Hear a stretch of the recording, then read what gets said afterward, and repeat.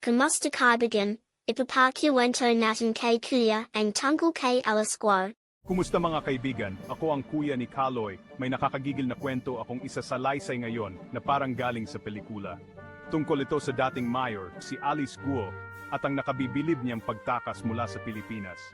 Si Alice Guo, kasama ang kanyang mga kasama, ay gumastos daw ng nakakalulang 3.5 milyon para maglaho na parang bula. Ang ruta ng kanyang pagtakas, mula sa kanilang bukid, sila ay dinala sa isang daungan, pagkatapos ay dumaan sa Malaysia, Singapore, at tuluyang lumapag sa Indonesia. Grabe, di ba? Ngayon, isa sa kanyang mga kasama, si Sheila Guo, na kilala rin bilang Jang Mir, ay nagsabing humiwalay na siya kay Alice at wala siyang kaalam-alam kung nasaan na ito ngayon. Ngunit kinumpirma ng mga opisyal ng imigrasyon na namataan si Alice sa Jakarta. Samantala, ang isa pang kasama si Wesley ay pinaniniwalaang nasa Hong Kong. Isang nakakagulat na revelasyon ang ibinahagi ni Senadora Risa Hontiveros na inakusahan sina Alice at ang kanyang mga kapatid na nagbigay ng malaking suhol na P200 milyon para makatakas. Sa isang pagdinig ng subcommittee ng Senado, isiniwalat ni Sheila ang kanilang plano sa pagtakas.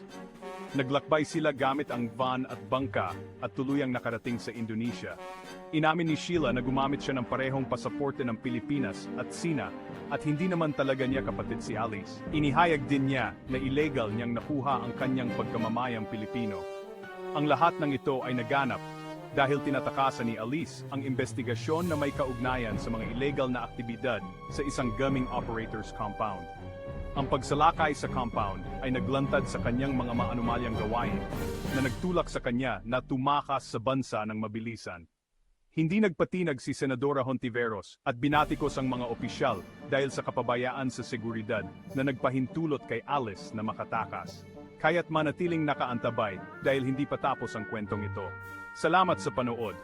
Kung nakita mong interesante ito, pindutin ang like button at mag-subscribe para sa mas maraming malalim na pagtalakay sa mga pinakakapansin-pansing kwento sa mundo.